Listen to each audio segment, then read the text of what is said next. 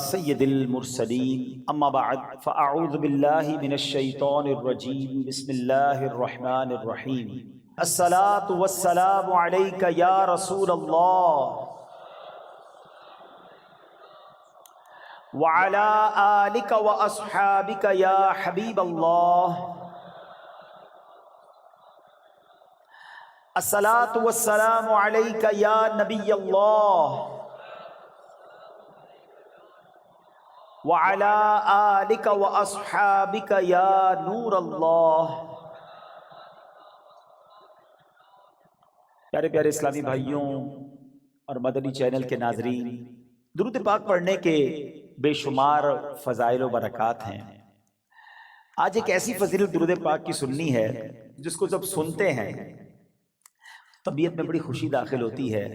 دنیا میں آپ نے بہت پیارے پیارے پھل دیکھے ہوں گے، فروٹس، اور تقریباً سبھی کو فروٹس پسند ہوتے ہیں۔ کئی پھلوں کا ذکر قرآن مجید میں بھی موجود ہے، اور دنیا میں جائیں ٹریول کریں تو ہر ملک کی ایک خاص بات ہوتی ہے کہ فلاں پھل جو ہے وہ فلاں ملک میں پایا جاتا ہے۔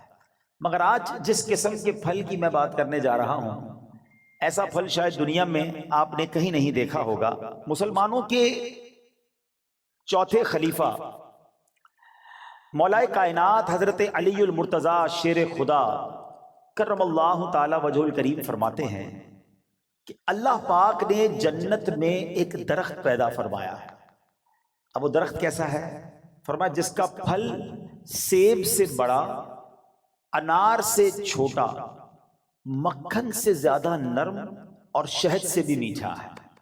سائز بھی بتائی گئی، نرم کیسا ہے اور ذائقہ کیسا ہے، اور سبحان اللہ خوشبو کیسی، فرمایا مشک سے بھی زیادہ خوشبودار ہے۔ پھل میں یہی تو دیکھا جاتا ہے نا، ذائقہ کیسا ہے، اس کی سافٹنس، اور پھر اس کے بعد جو ہے اس کی خوشبو کیسی ہے۔ تو اب یہ ملے گا کس کو؟ لیکن فرماتے ہیں درخت ایسا ہے کہ اس کی شاخیں تر موتیوں کی ہیں، تنے سونے کے ہیں، اور پتے زبرجد کے ہیں۔ آئے ہائے، یہ درخت بھی دیکھنے والا، پھل بھی دیکھنے والا، منہ میں پانی آ رہا ہے۔ اب ملے گا کس کو؟ سنو، مولا علی شیر خدا کرم اللہ تعالی وجہ الکریم فرماتے ہیں اس درخت کا پھل وہی کھا سکے گا جو نبی پاک صلی اللہ تعالی علیہ وسلم پر کثرت سے درود پاک پڑھنے والا ہوگا۔ آئے ہائے ہائے، سبحان اللہ سبحان اللہ۔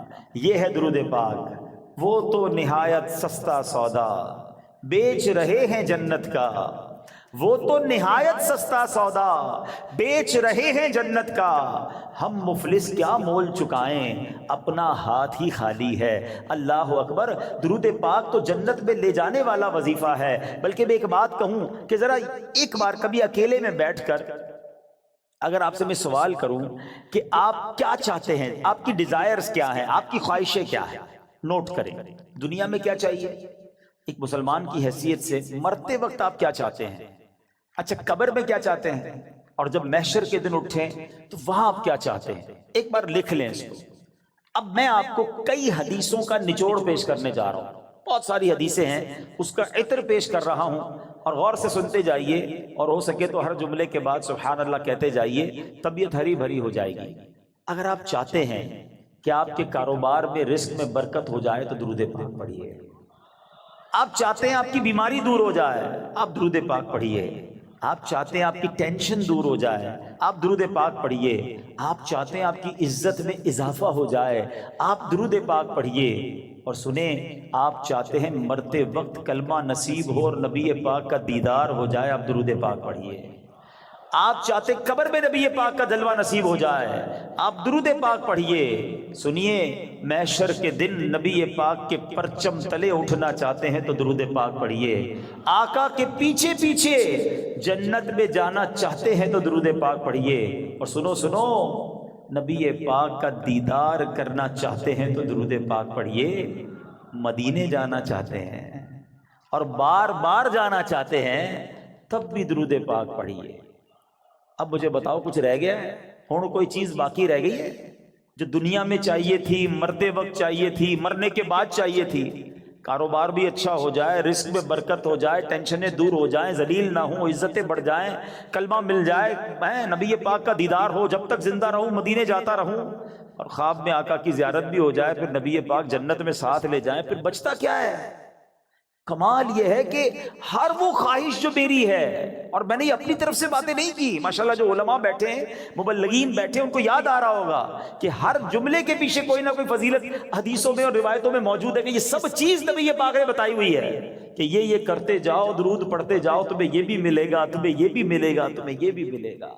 جبھی تو شاعر نے کہا نا، ہر درد کی دوا ہے صلی علی محمد، whatever calamity you have, whatever problem, کوئی مسئلہ ہے نا، بتا تو رہا ہوں کہ ہر درد کی دوا ہے صلی علی محمد، تعویذ ہر بلا ہے صلی علی محمد صلی اللہ علیہ وسلم۔ یعنی ہوا یہ، اس کا نچوڑ یہ، نتیجہ یہ نکلا کہ اگر ہم درود پاک پڑھنے والے بن جائیں اور کثرت سے پڑھنے والے بن جائیں تو پھر مشکل نہیں رہنی ہے انشاءاللہ۔ تو آئیے میں بھی نیت کروں اور آپ بھی نیت کریں۔ بعض اوقات آپ دکان پہ بیٹھے ہوتے ہیں، کاروبار پہ بیٹھے ہوتے ہیں، کوئی کام نہیں ہوتا۔ ہمارا پرابلم ہم یہ ہو گیا ہے، جب کوئی کام نہیں ہے تو ہمارے ہاتھ پہ موبائل آ جاتا ہے، اور وہ موبائل اتنا بیزی کر دیتا ہے کہ پتہ ہی نہیں چلتا کہ آدھا گھنٹہ نکل گیا، گھنٹہ نکل گیا، 2 گھنٹے نکل گئے۔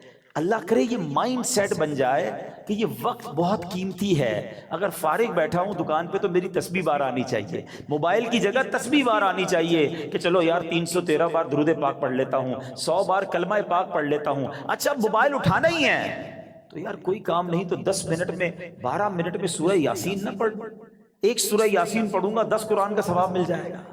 اب سوچیں، کاروباری ہو نا تو بنو نا کاروباری کہ تھوڑی دیر میں کیا کیا کما سکتا ہوں، کتنی فضیلتیں کما سکتا ہوں۔ تو اللہ کرے اپنے وقت کا صحیح استعمال کرنے والے ہم بن جائیں اور میری اور آپ کی زبان ذکر و درود سے تر رہنے لگے۔ اچھا اس کا بینیفٹ یہ بھی ہوگا، آخرت میں تو اجر ملے گا، اللہ کی رحمت سے کاروبار پر بھی برکتیں نازل ہونا شروع ہو جائیں گی۔ واقعہ ہے ایک شرابی کا، اور اس شرابی کی زندگی میں ایک ایسا ٹرننگ پوائنٹ آیا جس نے اس کی زندگی کو بدل کر رکھ دیا اور کہاں پہنچا دیا۔ بہت امیزنگ سٹوری ہے۔ ماجرا یہ تھا کہ وہ شرابی شراب کے نشے میں دھت کہیں جا رہا تھا، راستے میں ایک کاغذ پر نظر پڑی۔ ماشاءاللہ یہاں قرآن پڑھنے والے، پڑھانے والے، اپنی دکانوں پر بھی ماشاءاللہ مدرسہ لگانے والے موجود ہیں۔ تو آج قرآن پاک کی صرف ایک آیت کی فضیلت کی میں نے بات کرنی ہے۔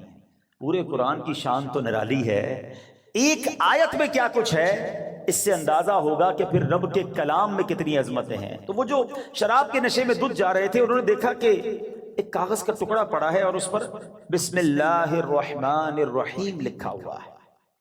اب اس کو خیال آیا کہ میرے رب کا نام زمین پر، ادب کا خیال آیا، عزت کا خیال آیا کہ یہ نہیں ہونا چاہیے۔ حالانکہ وہ غلط کام کر رہے تھے، شراب میں تھے، مگر عطر خریدا، اس کاغذ کے ٹکڑے کو صاف کیا، اسے عطر لگایا اور بلند جگہ پر رکھا۔ اس کے بعد وہ اپنے کام میں مگن ہو گئے۔ اسی رات ایک بزرگ کو خواب میں زیارت ہوئی کہ جاؤ میرے اس بندے کو جا کر کہو کہ تم نے میرے نام کو پاک اور صاف جگہ پر رکھا، بلند جگہ پر رکھا، ہم تمہارے نام کو بھی بلند کریں گے۔ اب بزرگ اس بندے کو جانتے تھے، وہ تو شرابی ہے، شرابی کے لیے یہ پیغام کیسے ہو سکتا ہے؟ تو کہتے لگتا ہے خواب میں کوئی غلط فہمی ہوئی، دوبارہ سو گئے، دوبارہ سوئے تو پھر دوسری بار یہی پیغام، پھر سوچا نہیں اس بندے کے لیے پیغام نہیں ہو سکتا، تیسری بار خواب میں یہی پیغام دیا گیا۔ اب وہ بزرگ تلاش کرنے نکلے کہ وہ کدھر ہے شراب پینے والا۔ ڈھونڈتے ڈھونڈتے جب پتا چلا تو پتا چلا اس وقت بھی وہ شراب کی محفل میں ہی بیٹھے ہوئے تھے۔ آواز دی کہ باہر آئیے، وہ تو شراب کے نشے میں مست، تو کسی کو بھیجا کہ جاؤ کہو تمہارے لیے پیغام آیا ہے۔ کہ میرے لیے کون پیغام لایا ہے؟ بہرحال پوچھا، کہو کس کا پیغام لایا ہو؟ جو بزرگ شراب کھانے کے باہر کھڑے تھے نا، کہ اندر جا کر اسے بتا دو اللہ کا پیغام لایا۔ اب جب یہ سننا تھا تو جھرجھری سے آ گئے، کھڑے ہوئے، باہر آئے، اور جب یہ بات بزرگ نے بتائی کہ مجھے تو نہیں پتا تم نے کیا کیا ہے، 3 بار خواب میں مجھے یہ کہا گیا کہ تمہیں بتا دوں تم نے رب کے نام کو جو تعظیم کی ہے، بسم اللہ الرحمن الرحیم کو معطر کیا، اسے بلند جگہ پر رکھا ہے، مجھے یہ پیغام ملا ہے کہ تمہیں بھی تمہارے نام کو بلندی دی جائے گی، تمہیں عزت اور مرتبہ دیا جائے گا۔ جب یہ سنا کہ میں شراب کے نشے میں دھت اور میرا رب مجھ پہ اتنا مہربان، اس بندے نے توبہ کی، اللہ سے معافی مانگی اور عبادتوں میں لگ گئے۔ اے میرے پیارے اسلامی بھائیوں، یہ انقلاب جو شراب کے نشے میں دھت شخصیت کو اللہ کا ولی بنا گیا، یہ کون تھے؟ یہ کوئی اور نہیں، حضرت بشر حافی رحمت اللہ تعالی علیہ تھے۔ یہ زمانے کے ولی بنے۔ حافی کہتے ہیں ننگے پیر رہنے والے کو۔ آپ معرفت الہی اور اللہ کی یاد میں اتنے گم رہنے لگے کہ آپ چپل ہی نہیں پہنتے تھے۔ اور کتابوں میں لکھا کہ جب تک حضرت بشر حافی اس شہر میں رہے، کوئی بھی چوپایا جو ہے نا راستے میں گندگی نہیں کرتا تھا، اس ادب کے ساتھ کہ کہیں بشر حافی کے پیر گندے نہ ہو جائیں۔ تو کتابوں میں آتا ہے کہ ایک بار کسی نے دیکھا کہ چوپائے نے گندگی کر دی ہے، تو اس کے مالک نے سمجھ لیا کہ ہو نہ ہو بشر حافی کا انتقال ہو گیا ہے۔ اور جب معلوم کیا گیا تو ایسا ہی تھا کہ جب وہ زمانے سے وہ دنیا سے چلے گئے، پھر چوپایوں نے راستے کے اندر گندگی کرنا شروع کی۔ یعنی جو اللہ کا ادب کرتا ہے، اللہ کے نام کی تعظیم کرتا ہے، اللہ کی مخلوق جو ہے وہ اس کی تعظیم کرنے لگ جاتی ہے۔ سبحان اللہ۔ تو اے میرے پیارے اسلامی بھائیوں، ادب جو ہے نا وہ بڑی کمال کی شے ہے۔ داتا حضور کی کشف المحجوب پڑھیں تو اس شاندار انداز سے آپ ادب کا درس دیتے ہیں۔ اور یاد رکھیے اسلام میں ادب کا جو ہے نا بہت زیادہ درس ہے۔ آپ سنیے گا، کشف المحجوب شریف کا ایک باب ہے جس کا نام ہے کشف حجاب، یعنی آداب کا بیان۔ اس باب میں داتا گنج بخش علی حجویری رحمۃ اللہ تعالی علیہ نے بنیادی طور پر 3 چیزیں ذکر فرمائی۔ نمبر 1 ادب کسے کہتے ہیں، نمبر 2 ادب کی قسمیں کتنی ہیں، اس کی کیٹیگریز کیا کیا ہیں، اور نمبر 3 مختلف آداب زندگی اس میں بیان کیے گئے۔ اور سبحان اللہ، داتا گنج بخش جو ہے ادب کی اہمیت بیان کرتے ہوئے فرماتے ہیں کہ ہر شخص کے لیے اس کے مقام کے مطابق علیحدہ آداب ہیں۔ مروت، سنت اور عزت کی حفاظت ادب ہی کے ذریعے ہوتی ہے۔ اور پھر آپ نے قرآن پاک کی آیت جو ہمیں درس دیتی ہے، آپ نے وہاں پر تحریر فرمائی۔ سبحان اللہ، اللہ قرآن میں کیا فرماتا ہے؟ یا ایھا الذین آمنوا قوا انفسکم واہلیکم نارا وقودھا الناس والحجارہ۔ اللہ قرآن میں فرماتا ہے اے ایمان والو، اپنی جانوں اور اپنے گھر والوں کو اس آگ سے بچاؤ جس کے ایندھن آدمی اور پتھر ہیں۔ اب بچانے کا طریقہ کیا ہے؟ صحابی رسول سلطان المفسرین حضرت عبداللہ ابن عباس رضی اللہ تعالیٰ عنہ اس آیت کریمہ کی تفسیر میں فرماتے ہیں ای فقہوہم وادبوہم، یعنی اے ایمان والو تم پر لازم ہے کہ خود کو بھی اور اپنے اہل خانہ یعنی اپنی فیملی کو بھی جہنم کی آگ سے بچاؤ۔ مگر یہ ہوگا کیسے؟ تم کس طرح خود کو اور اہل خانہ کو آگ سے بچا سکتے ہو؟ اس کا طریقہ یہ ہے فقہوہم، خود بھی علم دین سیکھو، دین کی علم حاصل کرو، اپنی فیملی کو اپنے بچوں کو بھی دین کی سمجھ عطا کرو۔ ادبوہم، خود بھی ادب یعنی مینر سیکھو اور اپنی فیملی کو اپنے بچوں کو بھی آداب سکھاؤ، اور یہ ہے طریقہ جہنم کی آگ سے بچنے کا۔ تو پتہ چلا کہ ادب کا کتنا بڑا مقام ہے۔ مسلمانوں کی پیاری امی جان حضرت عائشہ صدیقہ طیبہ طاہرہ رضی اللہ تعالی عنہا سے روایت ہے، اللہ پاک کے آخری نبی مکی مدنی رسول ہاشمی صلی اللہ تعالی علیہ وسلم نے فرمایا بچے کا اپنے باپ پر حق ہے کہ وہ اس کا اچھا نام رکھے اور اچھے آداب سکھائے۔ بادب بانصیب، ہمیشہ یاد رکھیں، بادب بانصیب اور بے ادب بد نصیب۔ اور مفسرین کرام سبحان اللہ ہماری تربیت فرماتے ہیں کہ اللہ پاک نے حضرت موسیٰ علیہ السلام جب کوہ طور پر آئے تھے، حاضر ہوئے تھے، تو کیا فرمایا؟ اللہ نے قرآن میں حضرت موسیٰ سے کیا فرمایا؟ بے شک میں تیرا رب ہوں تو اپنے جوتے اتار ڈال، بے شک تو پاک جنگل طوا میں ہے۔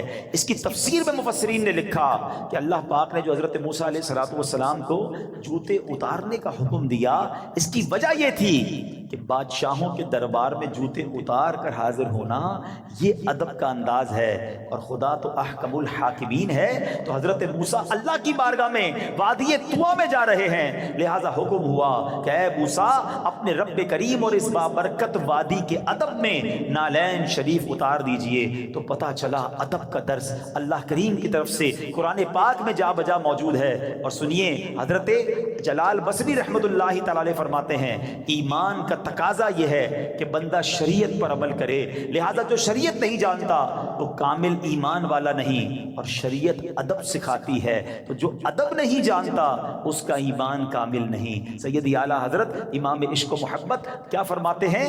لا دین لمن لا ادب لا، حضرت کہتے ہیں اس کا دین ہی نہیں ہے جس میں ادب نہیں ہے.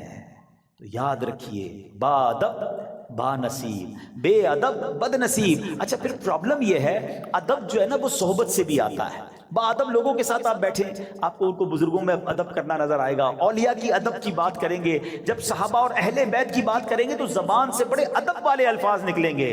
مگر آج پرابلم یہ ہے کہ بے ادبوں سے دوستی، بے ادبوں کی باتیں سنتے سنتے زبان بھی بے ادب ہو جاتی ہے. تو اے میرے پیارے اسلامی بھائیوں، آج سیدی اعلیٰ حضرت کا یہ پیغام لے جاؤ، لا دین لمن لا ادب لا. اس کا دین ہی کمپلیٹ نہیں ہوتا ہے جس کے اندر ادب نہیں ہوتا ہے.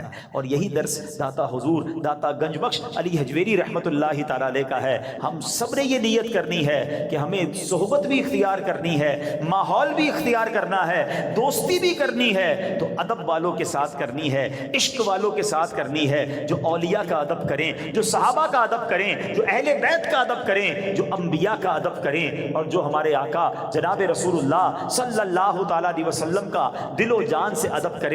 تو بہرحال اس ایک واقعے میں جہاں ادب کا درس ملا، حضرت بشر حافی کو مقام کیسے مل گیا؟ بظاہر کون سی نماز تھی، کون سا سجدہ تھا، کون سا صدقہ تھا، ادب نے زمانے کا ولی بنا دیا. اور بے ادبی جو ہے نا وہ بندے کو تخت سے تختے پر لے آتی ہے، سب برباد ہو جاتا ہے. ابلیس شیطان عبادت گزار تھا نا، معلم الملکوت تھا، فرشتوں کا استاد تھا، جنت کا خزانچی تھا.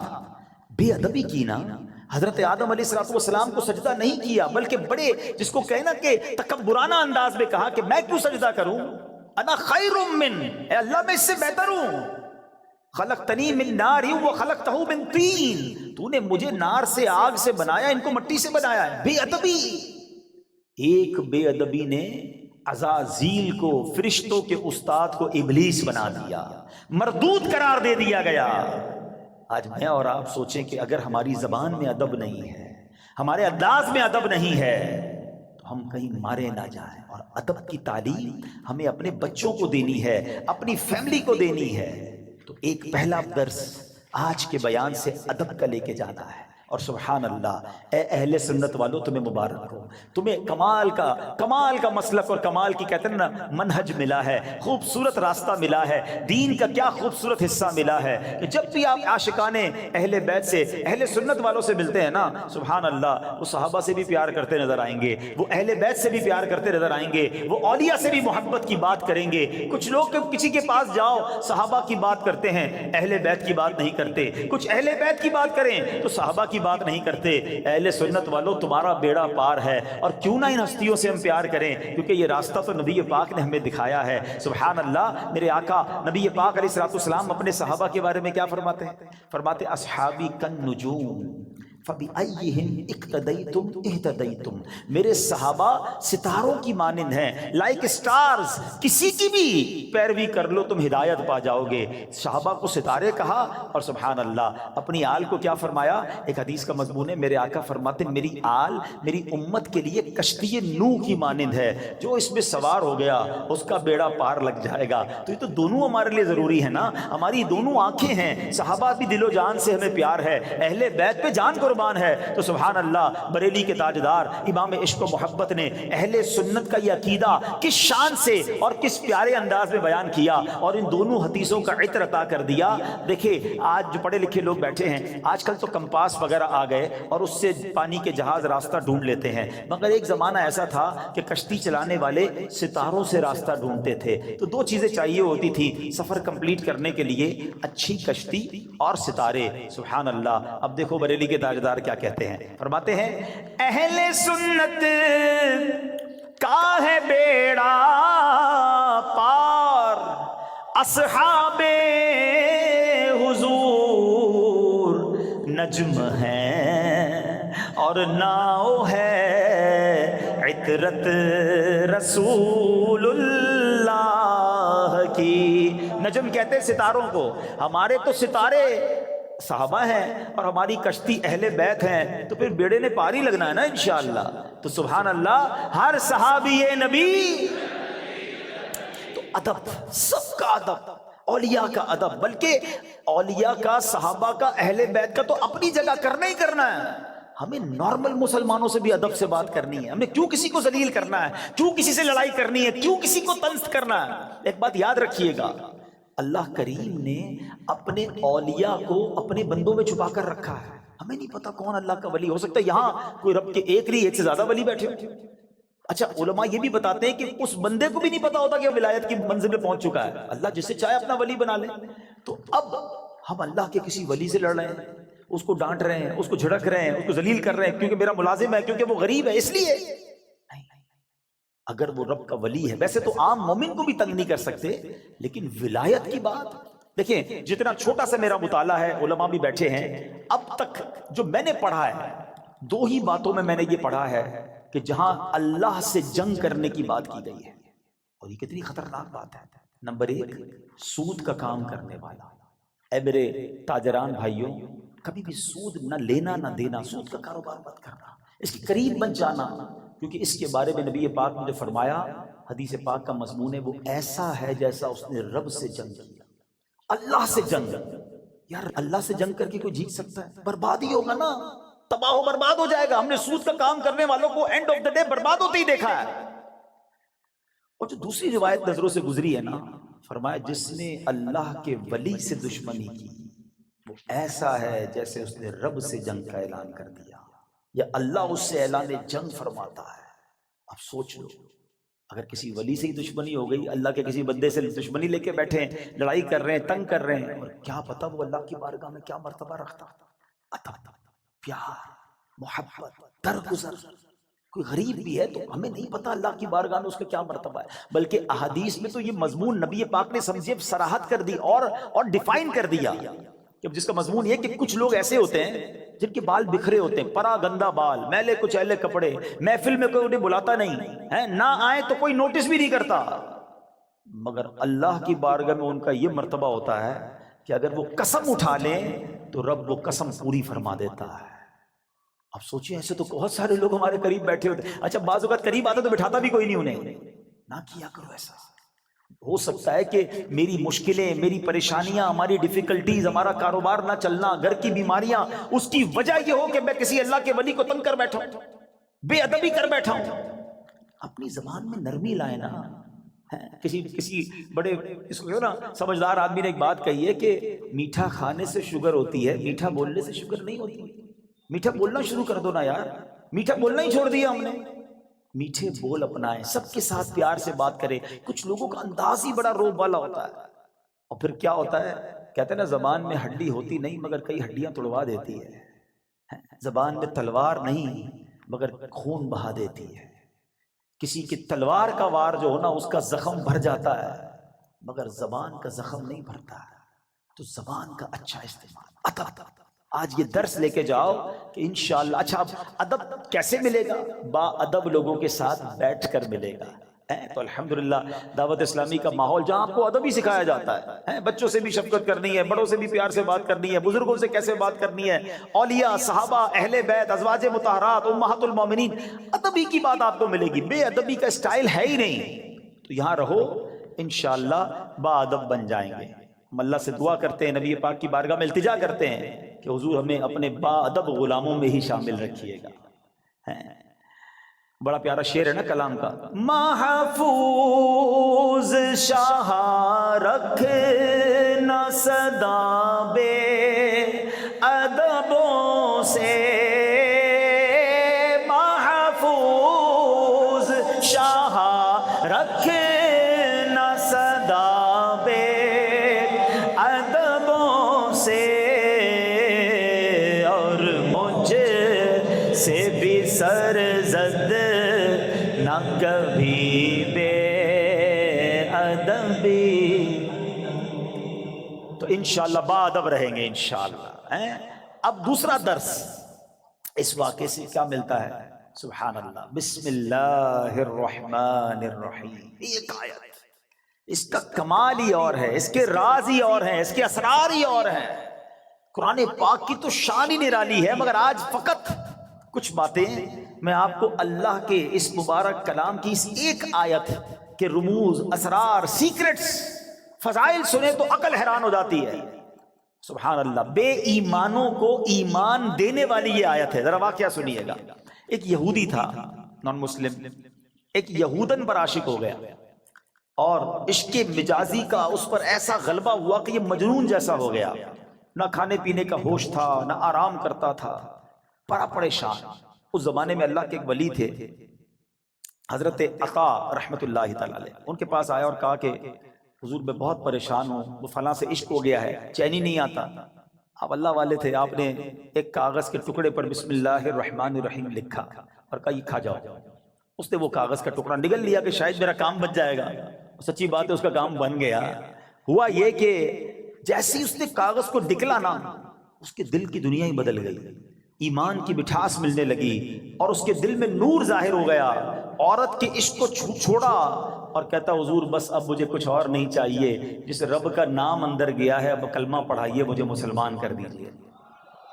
صرف بسم اللہ الرحمن الرحیم کاغذ پہ لکھا ہوا پیٹ میں جاتا ہے۔ اب اس یہودن کو پتہ چل گیا کہ میرا عاشق تو مسلمان ہو گیا ہے۔ وہ بھی حضرت کی بارگاہ میں آئی اور کہا کہ میں ہی وہ عورت ہوں کہ جس کے عشق میں وہ مبتلا تھا، وہ مسلمان ہو گیا ہے۔ اب مجھے خواب میں روزانہ کوئی کہنے والا کہتا ہے کہ اگر تجھے جنت میں اپنا ٹھکانہ دیکھنا ہے نا تو جا اور حضرت عطا کے پاس جا، تجھے اپنا جنت میں ٹھکانہ دکھائیں گے۔ تو حضرت میں آپ کے پاس آئی ہوں، بتائیے جنت کہاں ہے؟ حضرت عطا نے کہا کہ جنت کا ارادہ ہے تو پہلے تجھے اس کا دروازہ کھولنا پڑے گا نا، جنت میں جانا ہے تو ڈور اوپن کر۔ تو وہ کہتی جنت کا دروازہ میں کیسے کھولوں؟ فرمایا بسم اللہ الرحمن الرحیم پڑھ۔ آپ نے فرمایا جنت کا دروازہ کھولنا ہے نا، بسم اللہ الرحمن الرحیم پڑھ۔ جیسے ہی اس نے بسم اللہ الرحمن الرحیم پڑھا، دل میں نور بڑھنے لگ گیا۔ کہتی حضور بس اب مجھے اسلام میں داخل کیجئے۔ اس نے کلمہ پڑھا اور بسم اللہ شریف کی برکت سے وہ بھی مسلمان ہو گئی۔ اسی رات جب وہ نو مسلم خاتون جو ہے رات کو سوئی تو خواب میں جنت میں داخل ہوئی، خوبصورت محل دیکھا، گنبد دیکھے، ایک گنبد پر لکھا تھا بسم اللہ الرحمن الرحیم لا الہ الا اللہ محمد الرسول اللہ۔ عورت نے یہ الفاظ پڑھے تو کسی پکارنے والے نے کہا اے پڑھنے والی، اللہ پاک نے یہ سب تجھے عطا فرما دیا ہے۔ ہائے ہائے ہائے، بسم اللہ کی برکت ہے، ہم نے پائی جنت ہے، کتنی اچھی قسمت ہے، یہ سب رب کی رحمت ہے۔ تو بسم اللہ الرحمن الرحیم کی تو کیا ہی بات ہے۔ پیارے اسلامی بھائیوں، ایک پوری آیت، یہ یاد رہے، شاید بہت سارے لوگوں کو پتہ نہیں ہوتا کہ دو سورتوں کے درمیان فاصلے کے لیے بسم اللہ الرحمن الرحیم کو اتارا گیا، اور یہ آیت قرآن پاک میں ایک جگہ قرآن کا حصہ بھی ہے، پارہ 19 سورہ نمل، اور یہ آیت کا حصہ ہے، اور اس کے معنی کیا ہے؟ اللہ کے نام سے ہے جو نہایت مہربان رحم والا۔ اچھا، اس کی فضائل کیسے کہ صحابی رسول حضرت جابر بن عبداللہ رضی اللہ تعالیٰ عنہ فرماتے ہیں کہ جب بسم اللہ شریف نازل ہوئی نا تو بادل مشرق کی طرف دوڑے، بادل مشرق کی سمت دوڑے، ہوائیں رک گئیں، سمندر کو جوش آ گیا، چوپایوں نے غور سے سننے کے لیے اپنے کان لگا دیے، اور شیطانوں کو آسمان سے پتھر مارے گئے، اور اللہ پاک نے فرمایا مجھے میری عزت و جلال کی قسم، جس چیز پر بسم اللہ الرحمن الرحیم پڑھی گئی میں اس میں برکت دوں گا۔ کاروباری لوگ بیٹھے، برکت چاہیے نا، کاروبار میں، رزق میں، معاملات میں بسم اللہ کو تھام لو۔ سبحان اللہ، آپ کو اندازہ ہے کہ بسم اللہ الرحمن الرحیم میں جامعیت کتنی ہے؟ سنتے جائیے۔ اللہ پاک نے بعض انبیاء کرام پر مختلف کتابیں اور صحائف نازل فرمائے جن کی تعداد 104 ہے، ٹھیک ہے؟ ان میں سے 60 صحیفے حضرت شعیب علیہ السلام پر، 30 صحیفے حضرت ابراہیم علیہ السلام پر، 10 حضرت موسیٰ علیہ السلام پر تورات شریف اترنے سے پہلے نازل ہو گئے تھے۔ پھر 4 بڑی کتابیں ہیں، تورات شریف، زبور شریف، انجیل مقدس اور قرآن مجید، ٹھیک ہے؟ اچھا، ان تمام صحیفوں کے مضامین قرآن پاک میں ہیں۔ قرآن پاک کے سارے مضمون سورہ فاتحہ میں ہے، اور سورہ فاتحہ کا سارا مضمون بسم اللہ الرحمن الرحیم میں ہے۔ اور سنو، بسم اللہ الرحمن الرحیم کا سارا مضمون بسم اللہ کے حرف با میں موجود ہے، اور اس کے معنی کیا ہے؟ بی کان ما کان و بی یکون ما یکون، یعنی جو کچھ بھی ہے مجھ یعنی اللہ پاک ہی سے ہے، اور جو کچھ ہوگا مجھ یعنی اللہ پاک سے ہی ہوگا۔ اللہ اکبر! یہ کمال ہے بسم اللہ الرحمن الرحیم کا کہ تمام صحیفوں اور قرآن مجید کا نچوڑ اس کے اندر موجود ہے۔ اور سبحان اللہ، بسم اللہ کے فضائل کتنے! امام فخر الدین رازی رحمۃ اللہ تعالی فرماتے ہیں بسم اللہ الرحمن الرحیم کے 19 حروف ہیں، ٹھیک، اور دوزخ پر عذاب دینے والے فرشتے بھی 19 ہیں۔ تو آپ فرماتے ہیں کہ امید ہے ایک ایک حرف کی برکت سے ایک ایک فرشتے کا عذاب دور ہو جائے گا۔ بسم اللہ پڑھتے رہا کرو۔ اچھا، آپ فرماتے ہیں دن میں کتنے گھنٹے؟ دن رات میں 24 گھنٹے ہیں۔ فرماتے 5 گھنٹے 5 نمازوں میں گھیر لیے، 19 گھنٹوں کے لیے بسم اللہ الرحمن الرحیم کے 19 حروف عطا فرمائے۔ پس جو خوش نصیب بسم اللہ الرحمن الرحیم کا ورد کرتا رہے اور نماز 5 وقت پڑھتا رہے، اس کا ہر گھنٹہ عبادت میں کاؤنٹ ہوتا رہے گا۔ تو یہ کمال کا وظیفہ ہے۔ نارملی ہماری توجہ اس طرف نہیں جاتی ہے۔ اچھا، بعض اوقات ہم لوگ کہتے ہیں ہمارے کام ادھورے رہ جاتے ہیں، کام شروع کرتے ہیں، ڈیل بنتے بنتے رہ جاتی ہے، کام ادھورا رہ جاتا ہے، پوری نہیں ہو پاتی ہماری بات۔ سنیے، اللہ پاک کے پیارے اور آخری نبی صلی اللہ تعالیٰ علیہ وسلم نے فرمایا جو بھی اہم کام بسم اللہ سے شروع نہیں کیا جاتا وہ ادھورا رہ جاتا ہے۔ غور فرمائیے، یہ کیسی محرومی ہے! اگر اچھے اور اہم کام سے پہلے بسم اللہ نہ پڑھی جائے تو کام ادھورے رہ جاتے ہیں، اس پہ برکت نہیں ہوتی۔ اب ہو سکتا ہے کہ ذہن میں خیال آئے کہ میں تو بسم اللہ نہیں پڑھتا، پھر بھی کام پورے ہو جاتے ہیں۔ تو اس کا جواب یہ ہے کہ کام کا بظاہر پورا ہو جانا اور بات ہے، اور اس میں برکت کا نہ ہونا اور۔ مثلا کسی نے بغیر بسم اللہ کے کھانا کھایا، کھانا پیٹ میں بھی گیا، پیٹ بھر بھی گیا، لیکن اب اس میں برکت اسے حاصل نہیں ہوگی، کھانا پوری طرح ہضم نہیں ہوتا، یا بعض اوقات جزو بدن نہیں بنتا، بہت ساری جناب اس پہ پرابلم رہتی ہیں۔ تو بہرحال ہمیں جو ہے بسم اللہ شریف کا ورد کرنا چاہیے، اور ایسے ایسے واقعات اس کے فضائل میں کتابوں میں لکھے۔ امیر اہل سنت نے اپنی شورۂ آفاق کتاب فیضان سنت میں ایک کمال کا واقعہ لکھا کہ ایک مبلغ جو ہے، ایک داعی جو ہے، بسم اللہ کے فضائل بیان کر رہے تھے، تو ایک غیر مسلم عورت بھی بیٹھی تھی۔ لڑکی نے سنا کہ بسم اللہ کی اتنی فضیلت ہے، تو اب اس نے جناب اسلام قبول کر لیا۔ اب اس کی زبان پر ہر وقت بسم اللہ رہتا تھا۔ تو اب جو اس کا والد تھا نا، غیر مسلم تھا، وہ بڑا غصے میں آیا، طرح طرح کی تکلیفیں دینے لگا کہ کسی طرح اپنی بیٹی کو جو ہے وہ تکلیف دے کر اسلام سے پھیر لے، اور اگر نہیں مانتی تو اب اس پر کوئی الزام لگائیں تاکہ یہ قتل کر دی جائے۔ تو لڑکی کا باپ جو بادشاہ کا وزیر تھا، ایک دن اس نے شاہی مہر والی انگوٹھی اپنی بیٹی کو رکھنے کے لیے دی۔ بیٹی نے انگوٹھی لی اور بسم اللہ الرحمن الرحیم کہہ کر انگوٹھی پہلے وصول کی، بسم اللہ الرحمن الرحیم پڑھ کر، اور اس کے بعد اس نے بسم اللہ الرحمن الرحیم پڑھ کر جیب میں ڈال دی۔ رات کو جب وہ سوئی تو والد نے انگوٹھی جیب سے نکالی اور دریا میں ڈال دی کہ اب صبح جب انگوٹھی نہیں ہوگی تو اس کو پکڑا دوں گا اور یہ ماری جائے گی۔ تو اب جیسے ہی وہ انگوٹھی دریا میں ڈالی، اللہ کا کرنا ایسا ہوا کسی مچھلی نے وہ انگوٹھی کو نگل لیا۔ صبح کو ایک شکاری نے جال ڈالا، اتفاق سے وہی مچھلی جال میں آ گئی۔ اس نے لا کر وہی مچھیرے نے اسی وزیر کو وہ مچھلی لا کے تحفے میں دی۔ وہ وزیر جو ہے اپنی بیٹی کو مچھلی دیتا ہے کہ بیٹی اس کو پکاؤ، تو بیٹی نے بسم اللہ الرحمن الرحیم پڑھ کر جو ہے وہ مچھلی کو کھولا، اس کو چاک کیا، اندر وہی انگوٹھی موجود تھی۔ پھر بسم اللہ پڑھی اور انگوٹھی اپنے پاس رکھ لی۔ والد صاحب نے ناشتے کے بعد کہا بیٹی وہ انگوٹھی کدھر ہے؟ بسم اللہ پڑھ کر وہ انگوٹھی واپس کر دی کہ یہ انگوٹھی واپس آ گئی۔ اللہ اکبر! اب باپ حیران کہ یہ کیسے ہوا؟ تو اس نے کہا میں نے تو کوئی بھی کام جو بھی کیا اللہ کے نام سے شروع کرتی گئی، رب نے مشکل سے نکال دیا۔ ہمارا پرابلم یہی ہے، ہم بہت ساری فضول باتیں کرتے ہیں، اللہ کا ذکر نہیں کرتے، اللہ کا نام نہیں لیتے۔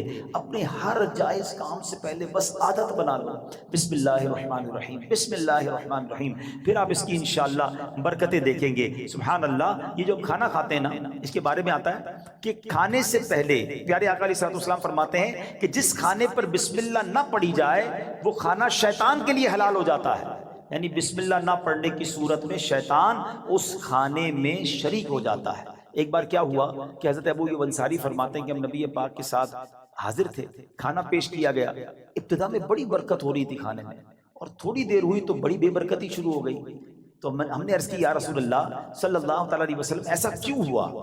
تو نبی پاک علیہ الصلوۃ والسلام نے فرمایا ہم سب نے کھانا کھاتے وقت بسم اللہ پڑھی تھی، مگر ایک شخص تھوڑی دیر کے بعد آیا اور بغیر بسم اللہ پڑھے کھانے میں شامل ہو گیا، اس کے ساتھ شیطان نے بھی کھانا کھانا شروع کر دیا۔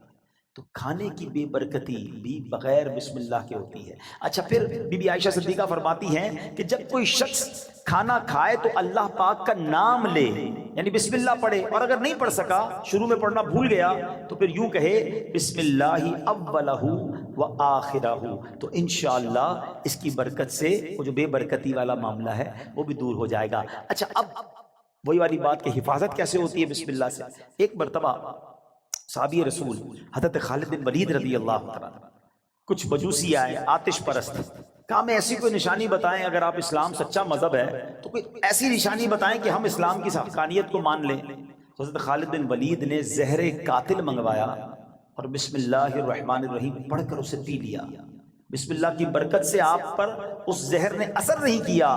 یہ منظر دیکھ کر وہ آگ کی پوجا کرنے والے پکار اٹھے کہ سبحان اللہ، دین اسلام حق ہے، اللہ اکبر۔ وہ یقین تھا نا، اللہ کے ولی صحابی رسول ہیں، بسم اللہ پڑھ کر زہر پی لیا کہ اللہ کے نام سے پی رہا ہوں تو رب حفاظت کرے گا۔ وہ توکل کا لیول تھا کہ زہر نے اثر نہیں کیا۔ تو اے میرے پیارے اسلامی بھائیو، یہ شان ہے بسم اللہ کی۔ اچھا صرف کھانے پینے سے پہلے نہیں، ہر کام سے پہلے بسم اللہ پڑھیں۔ اب آپ وضو کر رہے ہیں نا، دیکھیں کتنے ثواب ملٹی پلائی ہو جاتا ہے۔ حضرت ابو ہریرہ رضی اللہ عنہ راوی ہیں، اور نبی پاک صلی اللہ علیہ وسلم نے فرمایا اے ابو ہریرہ جب تم وضو کرو تو بسم اللہ والحمدللہ پڑھ لیا کرو، جب تک تمہارا وضو باقی رہے گا اس وقت تک فرشتے تمہارے نامہ اعمال میں نیکیاں لکھتے رہیں گے۔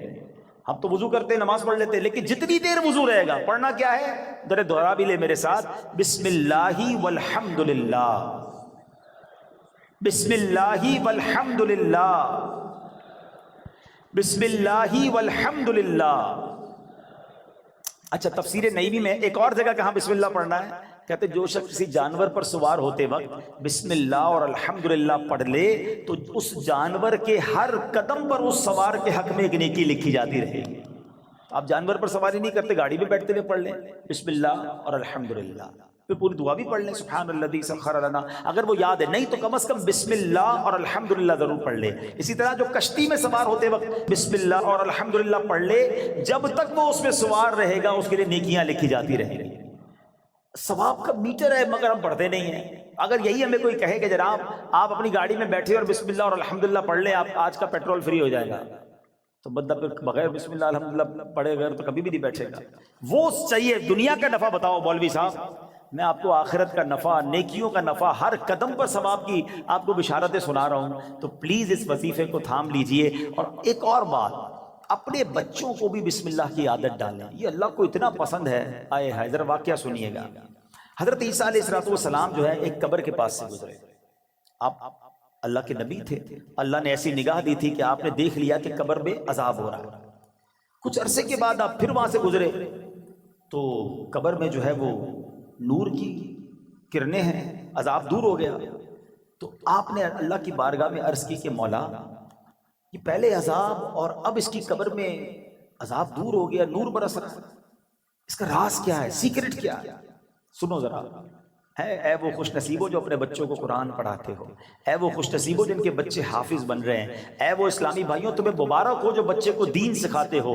باپ گناہ گار، قبر میں عذاب ہو رہا تھا، اللہ کی طرف سے ارشاد ہوا جب یہ انتقال کیا نا اس بندے نے، بڑا گناہ گار تھا، اس کی وجہ سے عذاب ہو رہا تھا، لیکن جب اس کا انتقال ہوا اس وقت اس کی وائف جو تھی پریگننٹ تھی، امید سے تھی، اس کے انتقال کے بعد لڑکا پیدا ہوا۔ کچھ عرصے کے بعد یہ لڑکا اتنا بڑا ہو گیا کہ اس کی ماں نے اسے مدرسے بھیجا، مکتب بھیجا، استاد نے بچے کو بسم اللہ پڑھائی۔ اے موسیٰ، مجھے حیا آئی، مجھے شرم آئی کہ میں اس شخص کو زمین کے اندر عذاب دوں جس کا بچہ زمین کے اوپر مجھے رحمان اور رحیم کے نام سے پکار رہا ہے۔ ہائے ہائے ہائے، میرا بچہ قرآن پڑھے اور میری قبر میں رحمتوں کی برسات ہو جائے، اور مجھے کیا چاہیے؟ خدا را اپنے بچوں کو قرآن پڑھاؤ۔ ہم لوگ آج لگ گئے، دوڑ میں لگ گئے، جناب فلاں یونیورسٹی، فلاں کالج، فلاں ڈگری، فلاں پی ایچ ڈی، فلاں software. We are not against, ہم دعوت اسلامی والے دنیا کی پڑھائی کے خلاف نہیں ہیں، لیکن دنیا کے پیچھے اتنا تو مت بھاگو نا کہ ہم اپنے دین کو ہی بھول جائیں، ہمارے بچوں کو قرآن ہی نہ آئے، ہمارے بچے حدیث ہی نہ جانے، ادب ہی نہ جانے۔ آج جناب بڑا بہت زیادہ ہم آگے دنیا کی طرف چلے گئے. میں 2-3 ایگزامپل دیتا ہوں, اگر آپ کو لگتا ہے ایسا نہیں ہے تو کبھی گھر میں ڈنر پر بیٹھے ہو, بچے ساتھ ہو, فیملی ساتھ ہو, ایک چھوٹا سا ٹیسٹ لو نا اپنے بچوں اور فیملی کا. چلو بچوں آج ایک چھوٹا سا ایک ٹیسٹ لیتے ہیں, وہ انٹرسٹ بھی لیں گے, بیٹا جاؤ کاپی پینسل لے کر آ جاؤ, ٹھیک ہے. ان کو کہیں بیٹا پہلے صفحے پہ لکھو کہ تمہیں کتنے کرکٹرز کے نام یاد ہیں. تو ہو سکتا ہے کسی کا بیٹا یہ بھی کہے گا ابا جان صرف نام لکھنے ہیں, آگے ریکارڈ بھی لکھنے ہیں, وہ بھی یاد ہوتے ہیں, ٹھیک ہے. اچھا بیٹا اگلے صفحے پہ لکھو کہ مزید کتنے اداکاروں کے نام یاد ہیں. معاذ اللہ, تو شاید 2-3 صفحے بھر دیے جائیں گے. گلوکاروں کے نام, سیاستدانوں کے نام, 4-5 صفحے بھر گئے ہوں گے. اب پوچھنا بتاؤ کتنے نبیوں کے نام یاد ہیں, کتنے صحابہ کے نام اگلے صفحے پہ لکھو. اس کے اگلے صفحے پہ بیٹا لکھو کتنے ولیوں کے نام یاد ہیں.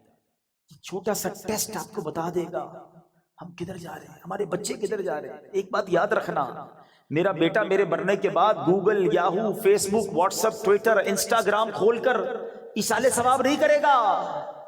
اگر اسے قرآن پڑھنا آتا ہوگا تو وہ مجھے ایصال ثواب کرے گا.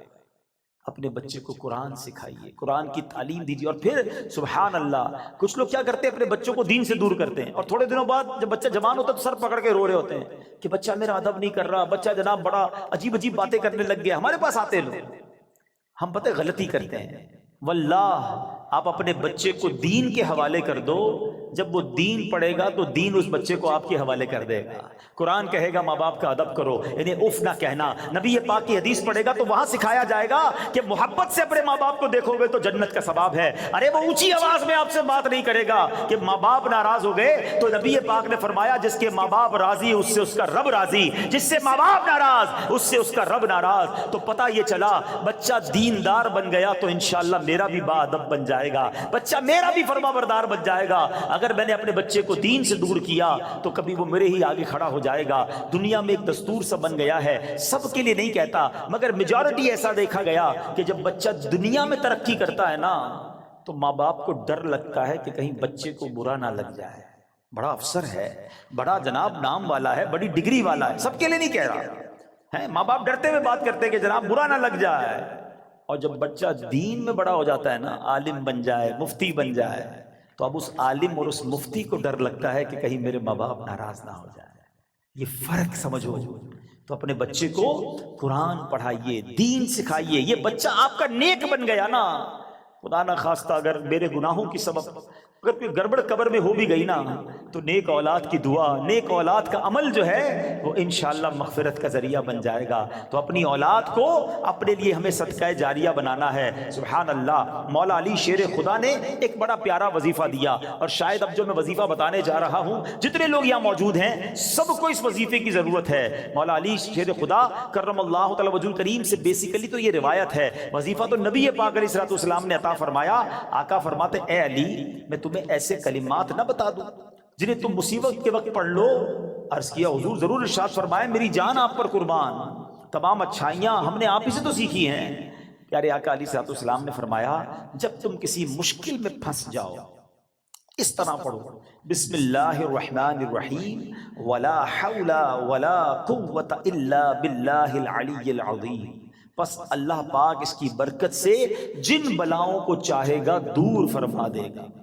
اچھا اس وظیفے کو میں نے بھی کئی بار ٹرائی کیا ہے. میں نے الحمدللہ پہلے امیر اہل سنت کو دیکھا, مثال کے طور پہ آپ کہیں پھنس گئے, آپ کا ٹریفک میں گاڑی پھنس گئی ہے, گاڑی خراب ہو گئی ہے, فلائٹ کا ٹائم ہو گیا ہے, ٹرین کا ٹائم ہو گیا ہے, اور آپ کو لگتا ہے اب نہیں پہنچ سکیں گے, یا کسی بھی مشکل میں آپ پھنس گئے ہیں, آپ بسم اللہ الرحمن الرحیم ولا حول ولا قوت الا باللہ العلی العظیم. پھر آپ دیکھیں مشکلیں کیسے آسان ہوتی ہے. اب مثال کے طور پہ کوئی چیز گم ہو جائے, قرضہ آ جائے, کاروبار میں کوئی نقصان ہونے لگے, کوئی چیز میں گڑبڑ ہو جائے, کسی بھی پریشانی میں ہیں, آپ یہ وظیفہ یاد کر لو, ذرا مل کے دوہرا لو. بسم اللہ الرحمن الرحیم ولا حول ولا قوت الا باللہ العلی العظیم. تو یہ بڑے کمال کا وظیفہ ہے. ہاں اچھا, اب بیماری کے بہت ساری بیماریوں کا علاج ہے. آخری بیان کے اینڈ میں ایک دو باتیں تاکہ تعویذ وظیفہ بھی مل جائے, آپ کو فائدہ رہے گا. ایک شخص کو بخار آ گیا تو حضرت شیخ فقی ولی عمر بن سعید رحمۃ اللہ تعالی کی ان کی عیادت کے لیے آئے. جاتے ہوئے ایک تعویذ عنایت فرمایا کہ آپ کھول کر مت دیکھنا.